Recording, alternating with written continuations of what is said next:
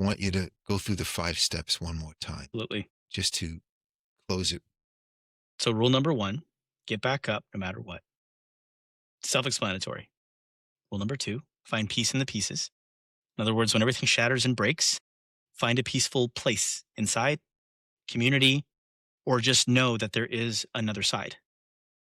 Expand or die, meaning expand who you are or die the slow death of mediocrity. Okay, super important because expansion is not about acquiring more territory or stuff. It's about expanding you, who you are.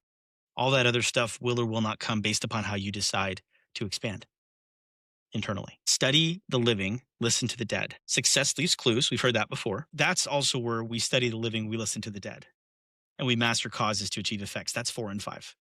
Master the cause to achieve the effect. Master the cause of self to achieve the effect of whatever you're trying to go for. Because that's the thing. One of the things that we teach in one of the businesses that I'm a part of, it's called Chronic Illness Solution. We teach people very much about choice and about what the cause is to achieve the effect they're going for. That's a big one. Have you ever faced a moment that changed everything? A loss, a new path, or an awakening that forced you to rewrite your life? Pivot Point is a podcast that explores those stories. I'm Nik Michael. We'll dive into how pain can spark growth and how crisis leads to clarity. Subscribe to Pivot Point today. Welcome to Pivot Point Strategy for Change. I'm Nik Michael. This podcast is about the moment when continuing on the same path is no longer an option.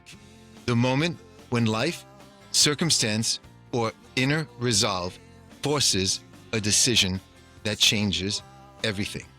Today's conversation is a powerful example of what a true pivot point looks like. My guest today, again, is Stephen Rodriguez, founder of Elevate Business, and I'm very excited to have him with us today. Stephen, thank you for joining us on Pivot Point Strategy for Change. I want to open up the floor to you to talk about a pivot that you'd like to focus on today. Thanks, Nick. Really happy to be here again. It's always a pleasure.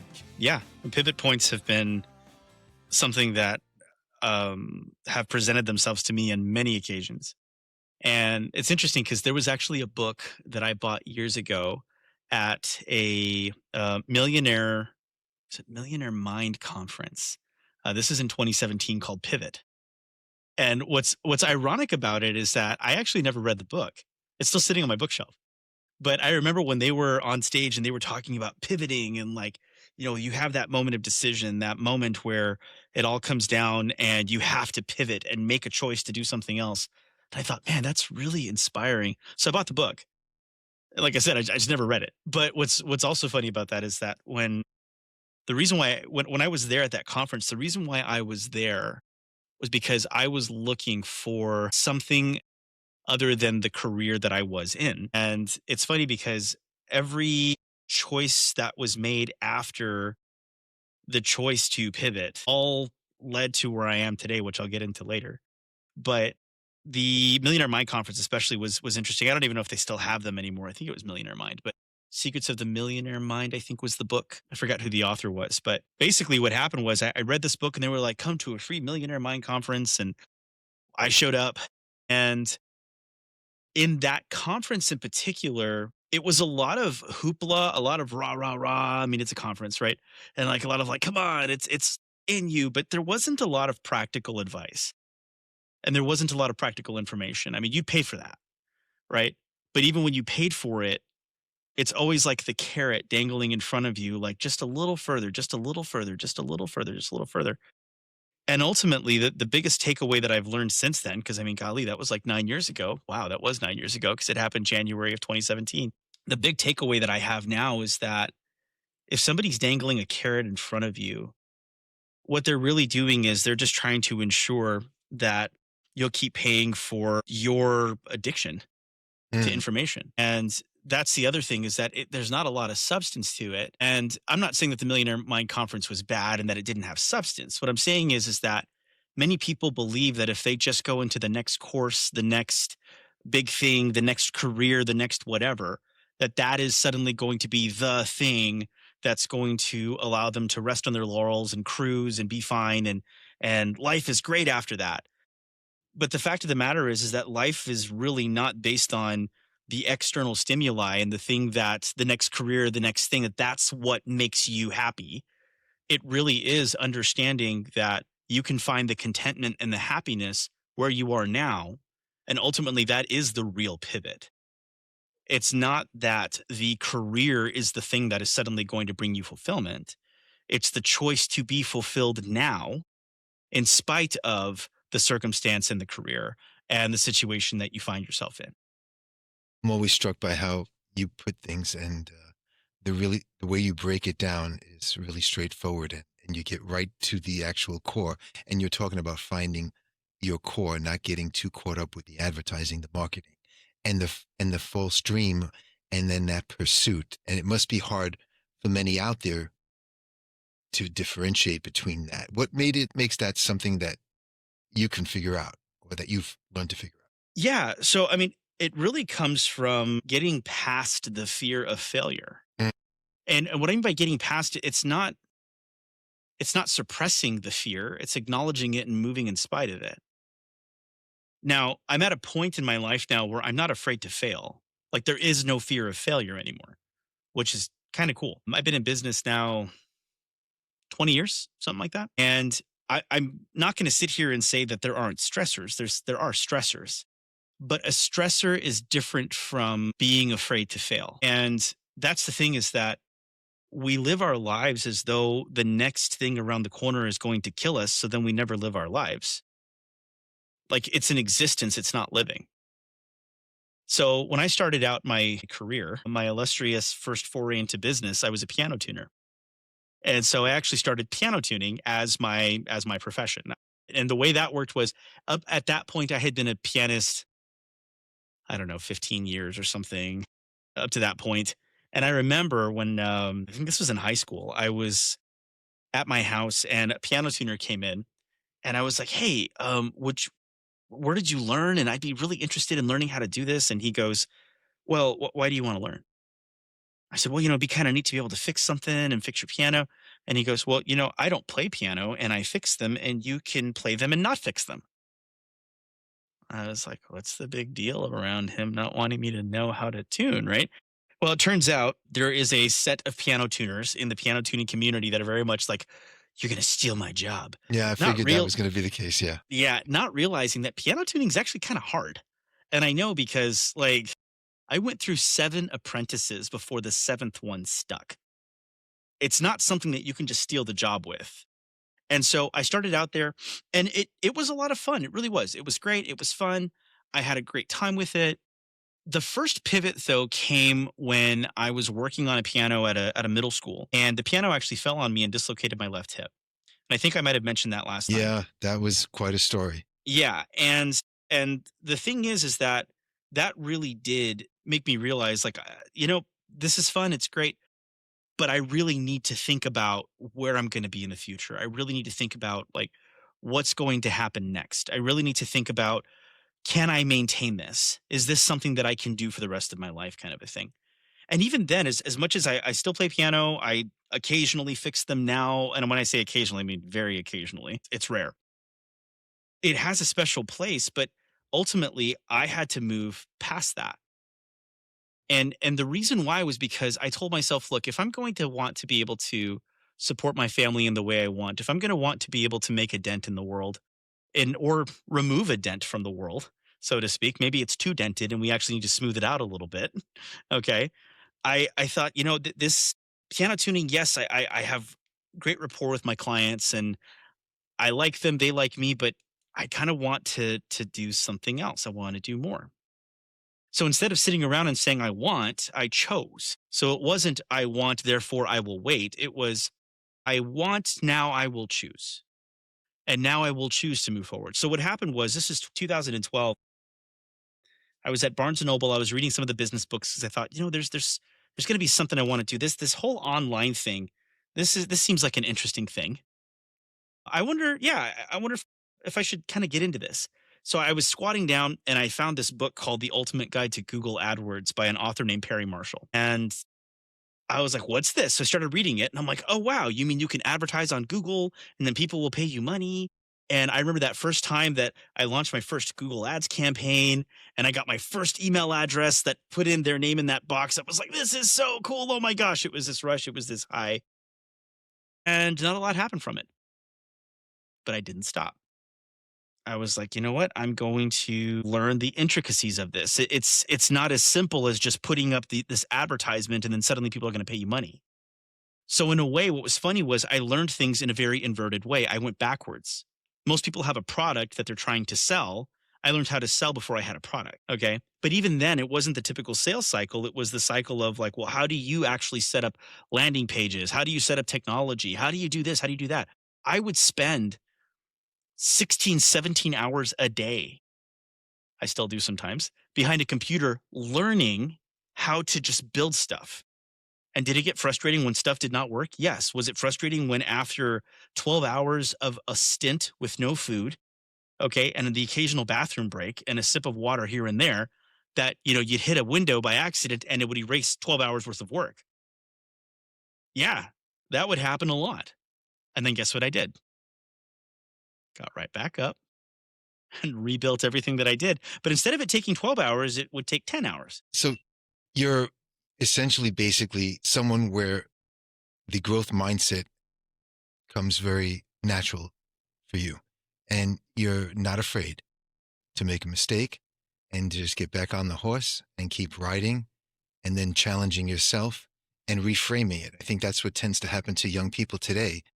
There's a tendency to become devastated and catastrophize and over-exaggerate and worry and obsess, and then reach out for support at a time when they're overreacting to something and they don't have that skill to really reduce it, partialize it. Yeah. Yeah. I think the big one there is like, I wouldn't say that it comes natural. I would say that I embraced the inevitability of discomfort. Like ultimately, that's the two things that people seek out is safety and comfort. Okay. We either do things to feel safe or we do things to be comfortable or we do things to have both. Now, here's what's interesting about that. You can have something that is comfortable but not safe.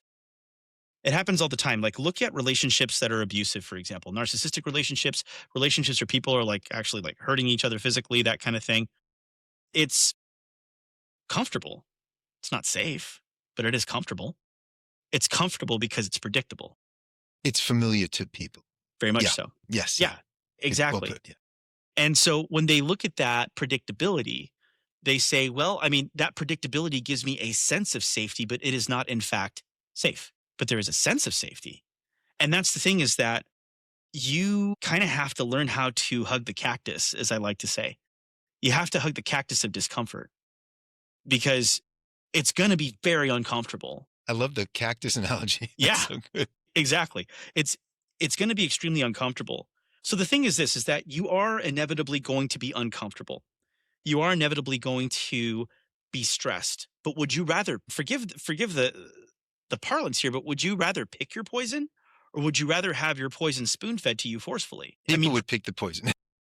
Well, here's the thing. It's like most people would say, well, I'll pick my own poison. Right. But what they actually do is they show up to the thing that they hate consistently and constantly, and then let someone else force feed poison down their throat. But at least if you get to pick your poison, you find that what if what you're picking is not poison? What if it's a weird ambrosia that just tastes bad? Okay. Well, what do you mean it tastes bad? Well, it's extremely uncomfortable to do something that you are not familiar with.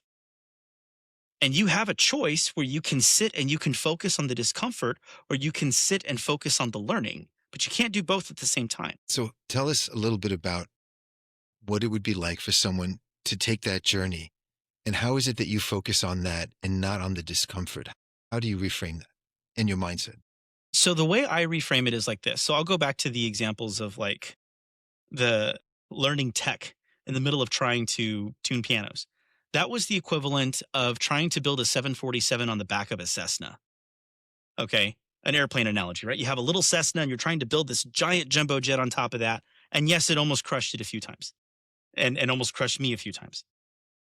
The reframe is that you have to sit back and ask yourself, when I have a conversation with death and I am on my deathbed or I am on like the last bit of my life here, am I going to look back and go, man, I really wish I would have tried? Mm. Or am I going to look back and go, you know what? I actually gave it a shot, failed horribly, got crushed and put in the blender a few times, but it wasn't for lack of trying. So you leave it all on the field, is what you're saying. And the trying is really your effort. I know some people, when we hear the word trying, the analogy is like, well, the term is trying is lying, but you're talking about giving it a good, Give it honest a go. effort and not holding back and be true to yourself. I like the way you're looking forward to the future and looking back to decide, have I lived the life I would have wanted to live? Would I have some regrets? That's a good technique for people to learn or to use. Yeah. You're listening to Pivot Point Strategy for Change. If today's conversation resonated with you, take a moment to subscribe to the podcast and leave a review. It truly helps others find the show and supports the work we're doing here. You can find Pivot Point Strategy for Change on Spotify, Apple Podcasts, or wherever you get your podcasts. And if you'd like a deeper dive into the work we explore on the show, I invite you to visit my Substack page, where I share in-depth articles and reflections. Yeah, but see, that's the other thing is that I had a relative one time because I have aspirations to be a private pilot. I've already picked my airplane. I have two separate models that I'm looking at. I do not have the current capital to be able to own an airplane, but I'm also planning on having the capital to own an airplane. And that's also the difference. It's like, okay, so what if instead of going, well, I just don't have it, I would go, well, I don't have it today, which is true, but I still don't know what's going to happen tomorrow. I don't have it yet. I We're don't have back it to yet. Right. So to give another example, I was talking to this relative and we were having lunch and they were like, oh man, I'd love to be a pilot. I'm like, me too. Yeah, that'd be great. And I'm like, yeah.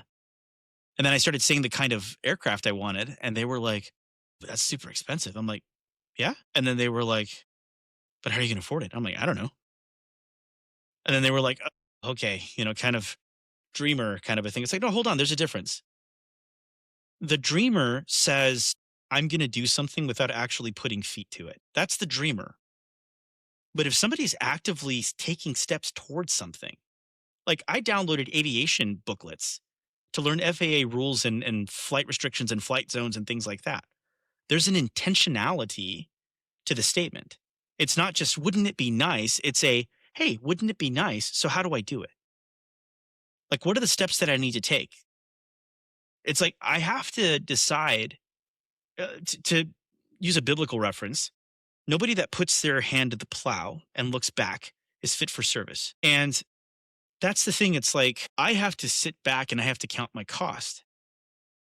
Am I willing to put in what's required in order to do this? The answer is yes. Now, what does that mean? That means that I have embraced the inevitability of the discomfort of the journey, but I'm also not looking for the comfort of the journey. I'm looking for the purpose in the actual mission itself. The why. The why. The why. So going back to the tech stuff, so as I was trying to do the tech building, I went into a bunch of different things. Actually, I bought a vending machine business from a man that I knew while I was trying to become a health coach and a nutritionist, which is kind of a weird, ironic thing. So I took that vending machine business and I actually made it profitable. It wasn't profitable for him, but I actually wound up flipping it and making it profitable. I made more money with fewer machines. And I wound up selling it, which was great. And after I sold it, it was, I didn't make a huge chunk of money. It wasn't like I was rolling in millions of dollars, by no means, no, not even close. But what it did do was I sat back and I said, okay, how was that? And did it work for me? Well, it taught me a lot about margins. It taught me a lot about pricing and spread and customer service and all sorts of stuff like that. Like it taught me so much. Now, what did piano tuning teach me? Piano tuning taught me how things are modular.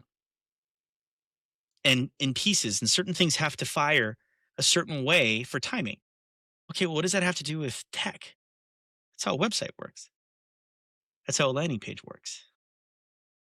And so then as I started doing more of the tech stuff, then I wound up wanted to become a nutritionist. All the tech stuff that I was learning allowed me to bring a program online that helped diabetics get control of their diabetes, which has nothing to do with piano tuning, by the way. Hmm. Or does it? Here's what's funny about that: anatomy and physiology. Pianos have an anatomy and a pseudophysiology. Okay, what's the anatomy? Well, the piano has specific parts that have to do specific things in specific ways. The body has specific parts that have to do specific things in specific ways. One is tweaked with screws, and the other one is tweaked chemically. But they're both measurable. You can measure both things. I know that if I crank the screw by 2 or 3 micro turns, it's going to have this result. I know that if we do certain things with the body a certain way chemically, that it's going to have that result. And it's measurable. So what was the common denominator? The common denominator was parts and measurement. What does that have to do with tech?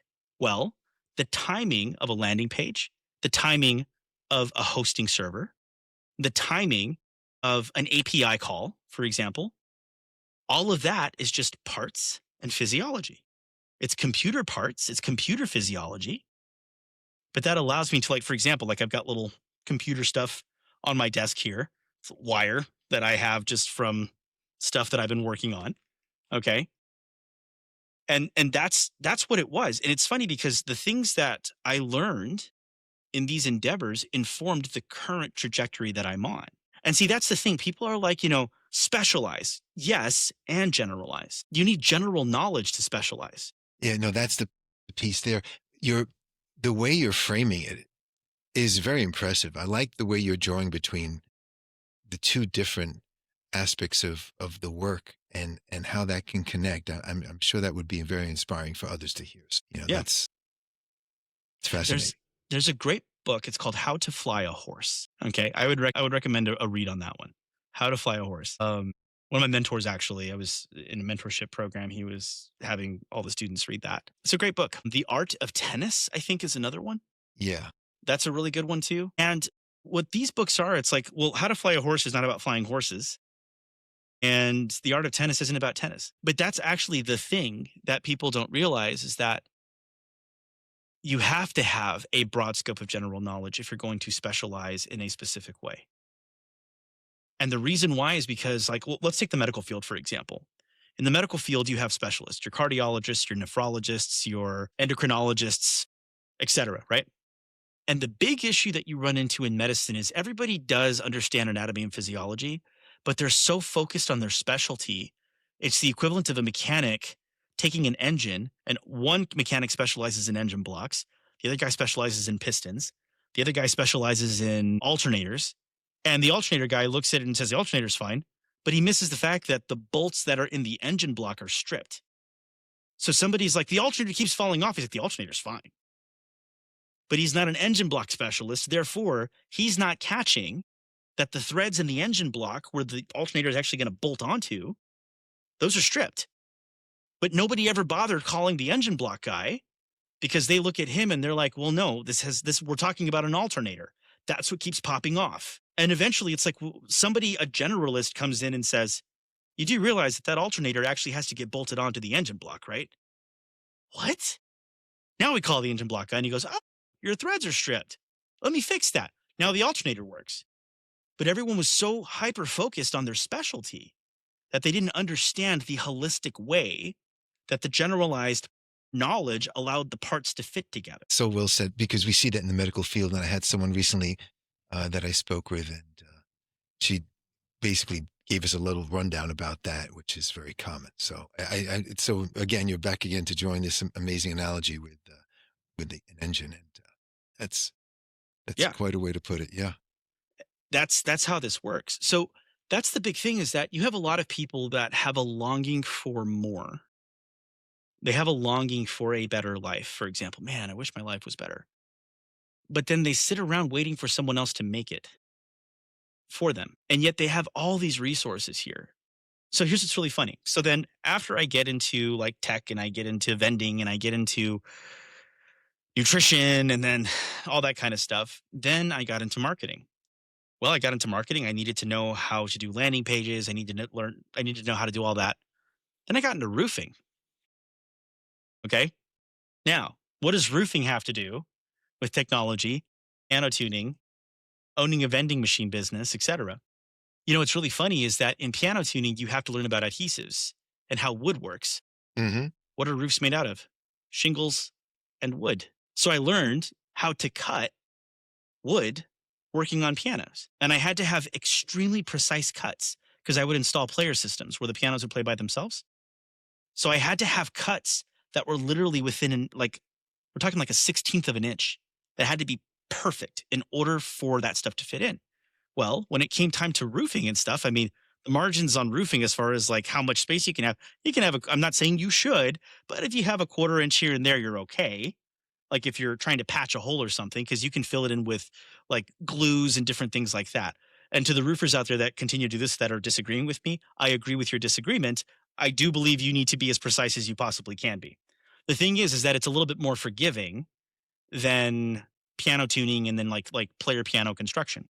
So as I got into roofing, once again, the technology allowed me to market, allowed me to send automated text messages to clients, allowed me to set up email marketing campaigns, all this other kind of stuff.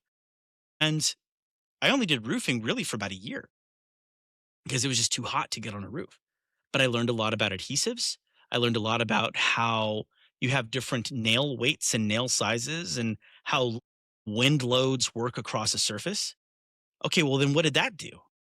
Well, then eventually all this knowledge started coalescing into the business that I do now. So what happened from there was I had a friend of mine that introduced me to a friend of his, and they were looking for a way to streamline disaster logistics. Okay, so like for natural disasters. So they asked me some questions about. They presented some problems to me and said, "How would you solve this?" So I did kind of a back of the napkin thing in about 10 minutes. I said, "Here's how I do it." Okay. Okay. Now, before that, same guy had asked me to build like an AI agent that would do different things for one of his businesses. And I did that, and he was very impressed with it. And that's when he asked me the question about this issue with disaster logistics. Well, finally, he comes back to me and he says, "Hey, these checks you're writing with your mouth, can you cash them?" I said, What do you mean?" He says, "You're saying that you can do this stuff. Can you do it?" I said, "Either I can do it or I know someone who does." He goes, "Okay, okay." So he comes back maybe a week or two later. He's like, "Here's what I want to do. I want you to build this technology. Let me tell you what I'm dealing with, and then you tell me based on your kind of the back of the napkin thing.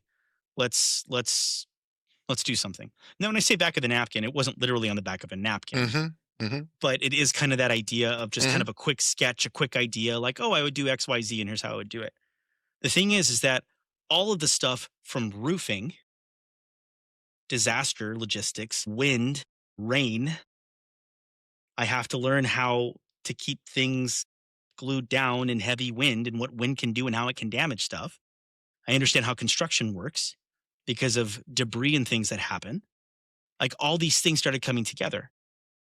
The anatomy and the physiology of the technology to come together to be able to create a system that streamlined these logistics.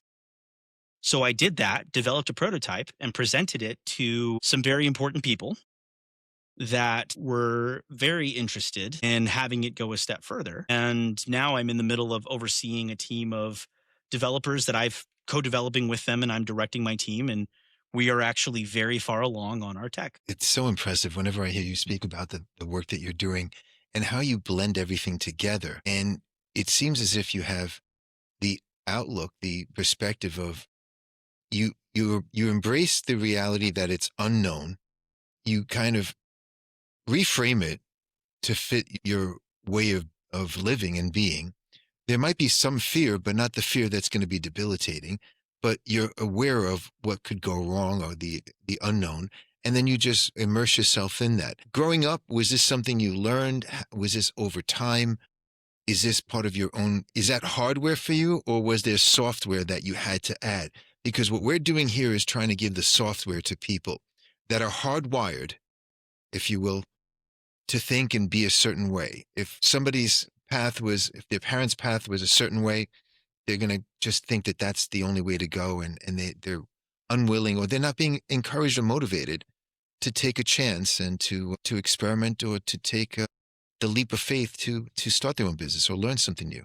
What was it like for you as far as? It, I don't think it was hardware. I think it was software. Mm, What it was I took a look at what was really happening in the world and said, somebody did that. How? I think I talked about my 5 rules last time, yeah, but you that can goes mention back. them again. Yeah. So the main important one that's pertinent to this is study the living, listen to the dead, and master causes to achieve effects. Those 2 are actually very pertinent to this because, for example, people are like, I want more money. That's great. That's an effect. But if I go out and I buy a lottery ticket and I spend $2 to $3 on a ticket, I could win $300 million. Yeah, your odds are 1 in 297 million. I mean, you could be the one. I mean, realistically, it's a non-zero chance. It's just close to 0. Okay, but it's non-zero. But even then, here's what's funny about that. Why is it that a lot of people that win the lottery wind up being broke not too long afterward? Because they actually never upgraded the software to handle that, and they never went through the struggle to acquire that type of wealth. Therefore, their brain will have a reset to 0, to where it was most comfortable, and that makes them uncomfortable. And that's how that is. So the thing is that kind of sitting back, people can sit back and say, I wish that a windfall would happen. But one of the most important things in the universe is choice, choosing. And that's not hardware, that's software.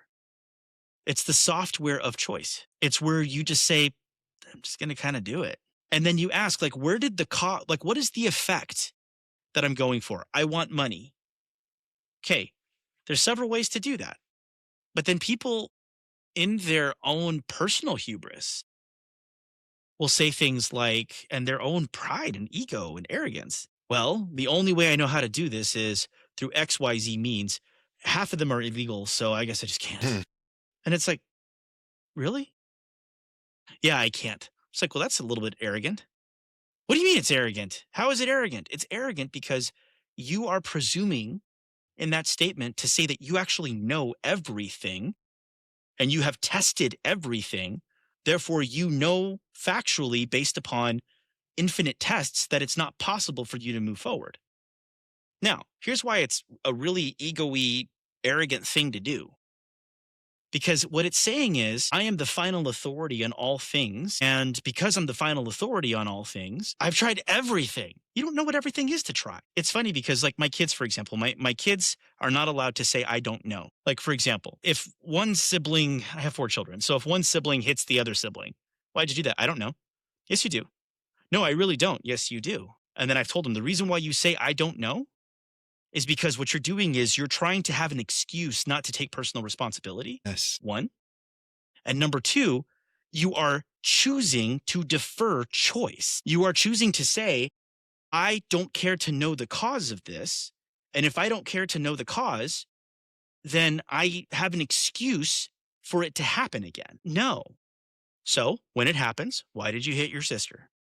I was frustrated that she didn't let me play with Nintendo Switch. Getting to the emotion and the purpose and the reason.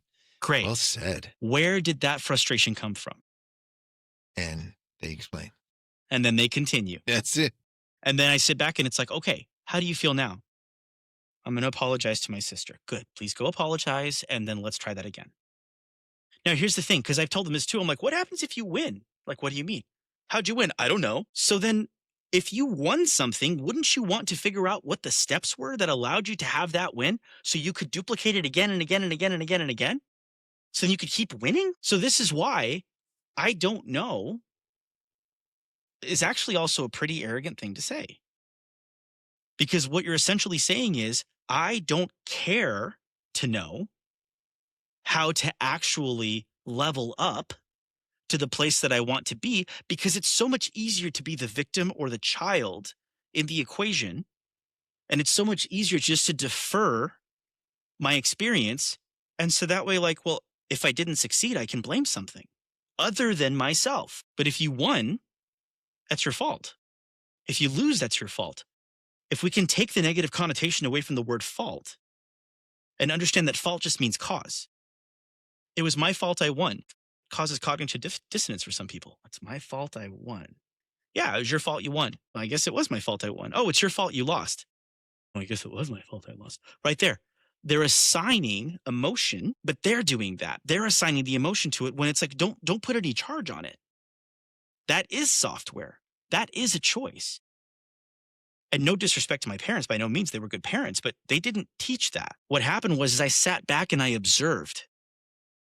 And I did the one thing that was the most important thing, which was have a commitment to intellectual honesty. Because I have to sit back and say, if I'm going to maintain intellectual honesty, then I have to run things through kind of a very logical, reasoned way of looking at them. And then I have to sit back and go, okay, why did that fail? And I mean, we're talking like I've had some doozies of failures. I've had some big doozies of failures. Losing more money than I care to put on public record. I mean, like, wow, like, ouch. Okay. But when those moments happened, that goes back to rule number 1. Get back up, no matter what. Rule number 2, find peace in the pieces. Rule number 3, expand or die. Decide. Choose. What are you going to do? Get up. And that's the thing that's not a hardware thing. The Navy SEALs, what's interesting about these guys, the biggest, strongest, toughest guys are not the ones that wind up becoming SEALs. Sometimes it's the short dude that only weighs 100. True. Why? Yeah. That's not a hardware issue. That's software. Other guys have the hardware. They completely lack the software. It's always a choice. What will you choose to do? So you're teaching to be proactive Yes. and to take full responsibility, Yes. both of success and failure. Yes. And I like the way you break it down and process and really get to the emotion and the how. You know, many people are stuck on the why. I had somebody say to me today, I'm feeling down, I'm depressed, I don't know why. Is it more important for you to know why? Sometimes I ask, or is it more important to figure out how to deal with it and get out of it or move on? What's more important for you? No, I want to move on. I want to get out of it. Okay. So those how and why questions are really a battle.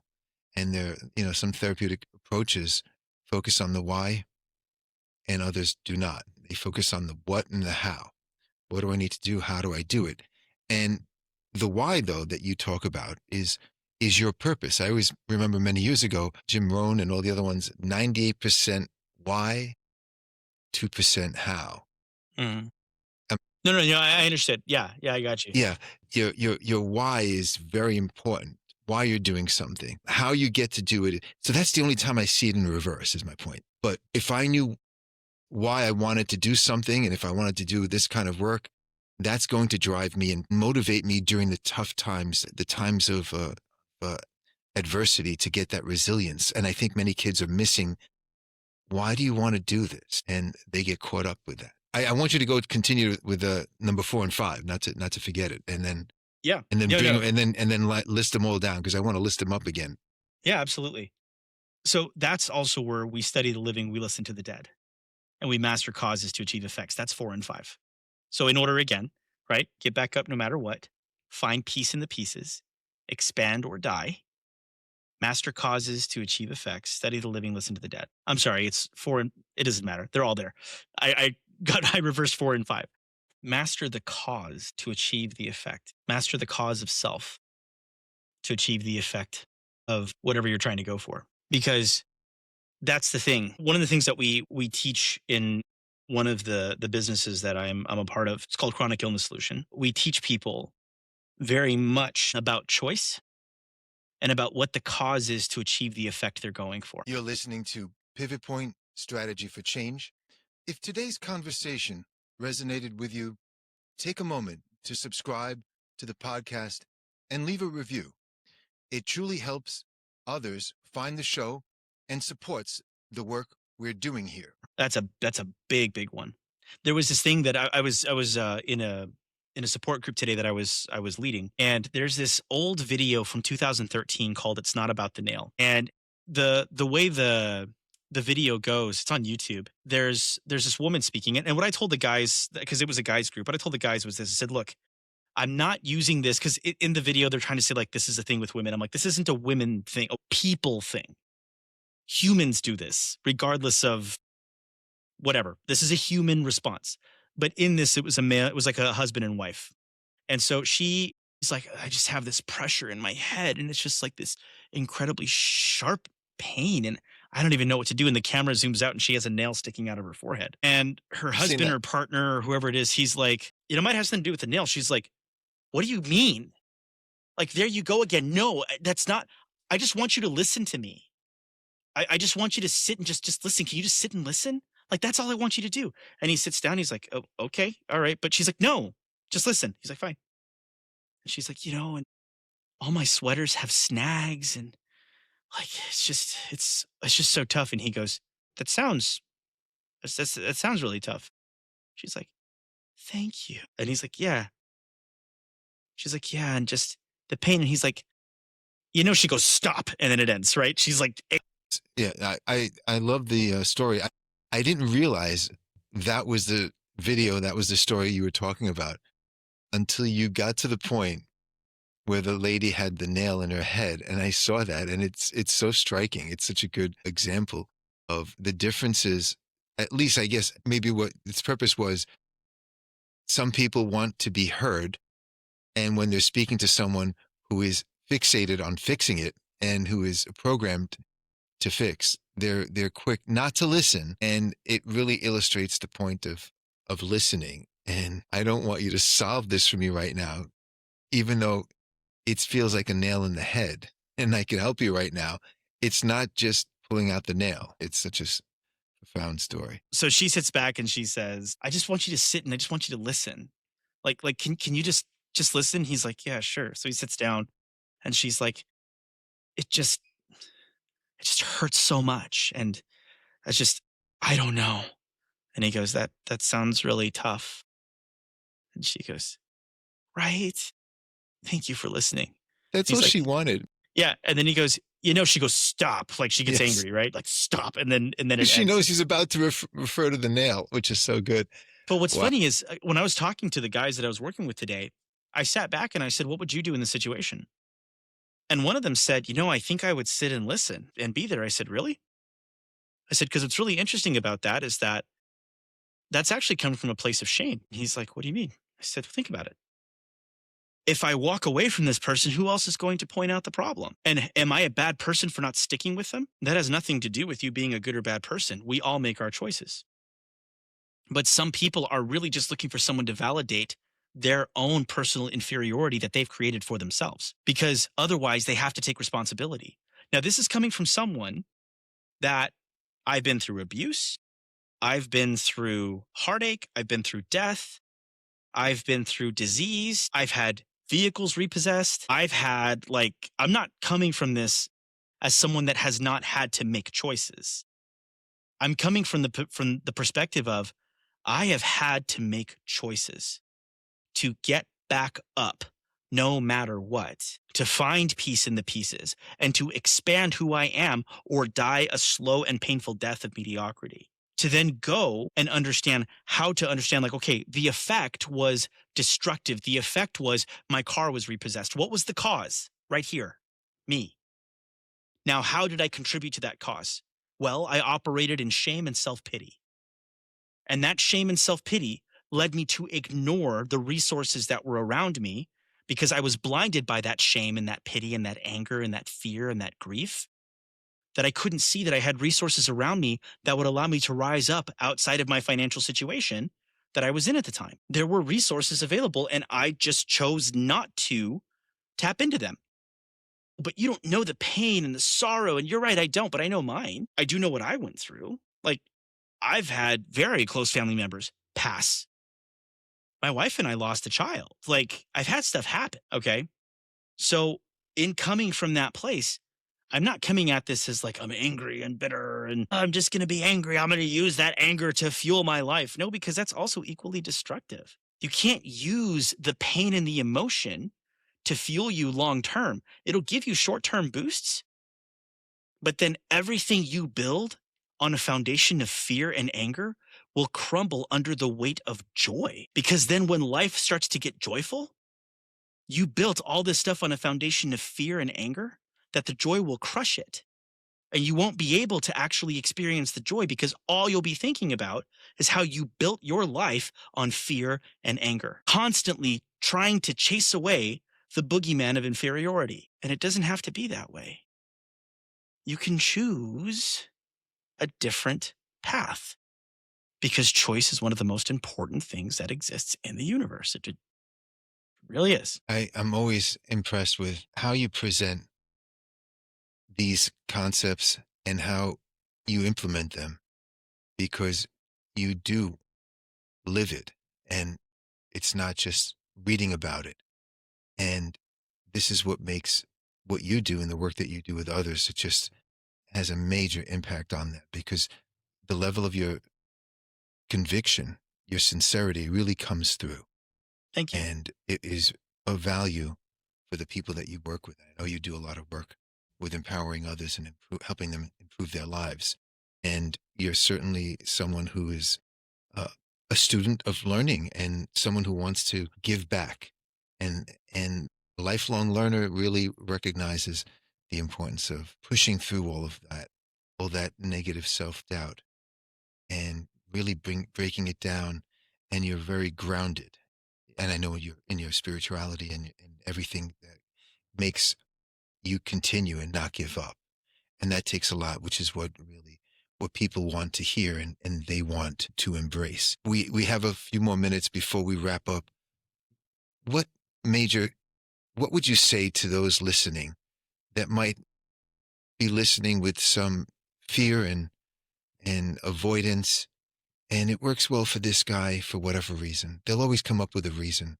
You're saying I'm just like everyone else, and I've had my struggle, and I've had the strong people around me and my convictions and my beliefs to fall back on as an inspirational kind of tone. What would you say to someone who, whether they do or don't have all of those things, but there's a level of self-doubt that many have, to take those words and really run with it? They'll listen, but it's hard for them.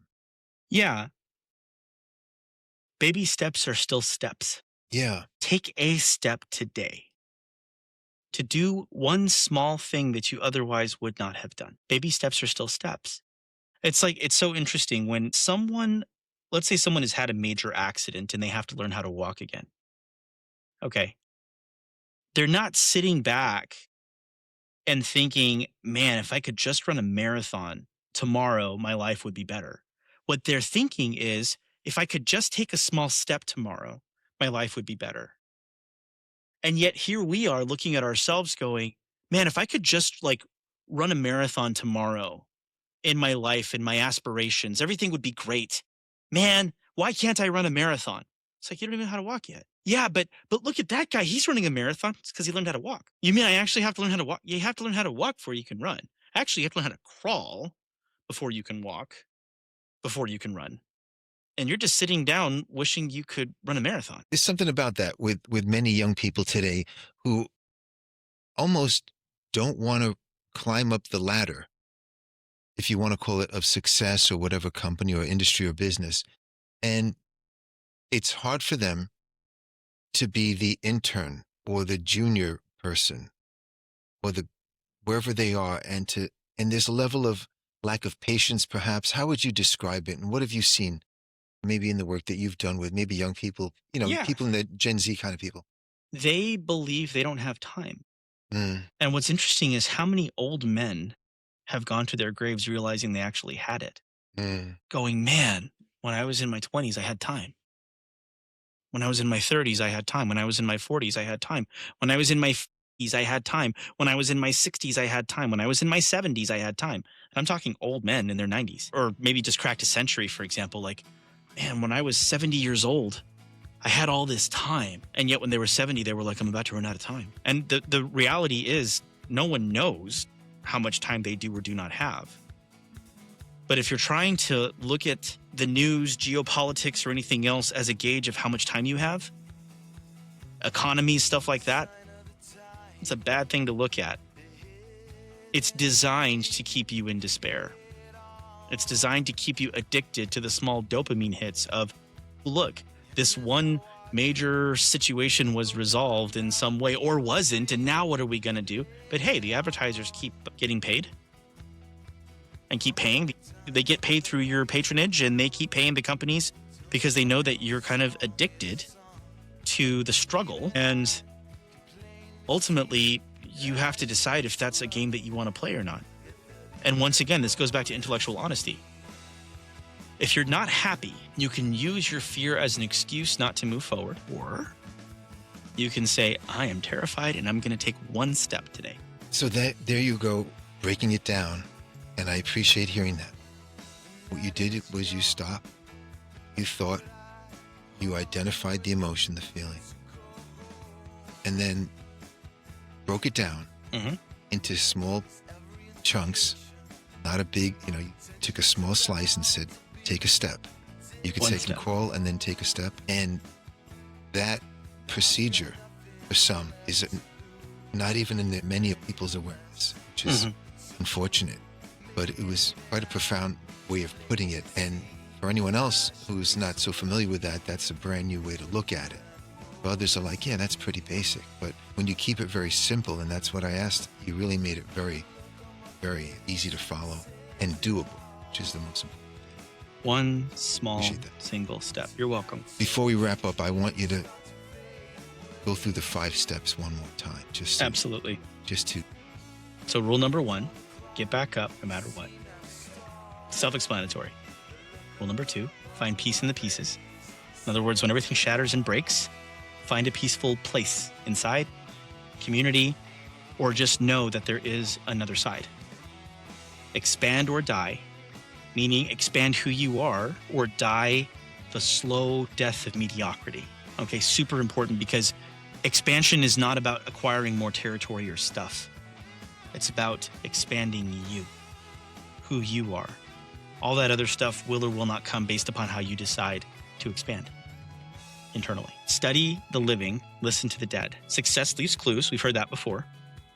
But why did companies die? Why did people lose success? Why was somebody riding on the top of the world and then now they're working at a Starbucks? Not that there's anything wrong with working at a Starbucks, but if you have somebody that was a CEO of a multi-million-dollar company and they themselves are making $3 to $5 million a year, and now they're making $25 an hour, what happened? That person actually has some pretty good advice for you. You should listen to them. Not, oh, this is somebody that's washed up. No, what happened? Listen to the dead. Master causes to achieve effects? Simple. If you want an outcome, figure out what causes it and go for that. You want more money? Then figure out where more money comes from in legal, ethical, and moral ways that don't require you to sell your body or sell drugs. Simple. So well said. That's it. I think those words, I know for many listening previously, that rang true when you broke it down that way. And those lessons of life, it really encompasses everything that you're talking about, and the impact that I know you've been having on others. Those who work with you are very fortunate. I want to reemphasize that again. And Stephen Rodriguez, I can't thank you enough for returning here to Pivot Point Strategy for Change. As you know, I'm going to say it again. Should there be other pivots that you want to talk about down the road in the future, you are certainly welcome. Thank you. And I know we've talked about collaborating and doing other things, and I'm looking forward to doing that and certainly unfold that as things get closer. Once again, I appreciate your time and words of wisdom and the lived experience and the stories that you tell. And I know our listeners do too. So thank you very much. Appreciate it. Thanks. For everyone listening, I'm going to leave you, as I always do, with the one question that I like to leave everyone with. Think about it. What is your pivot point? What is your pivot point?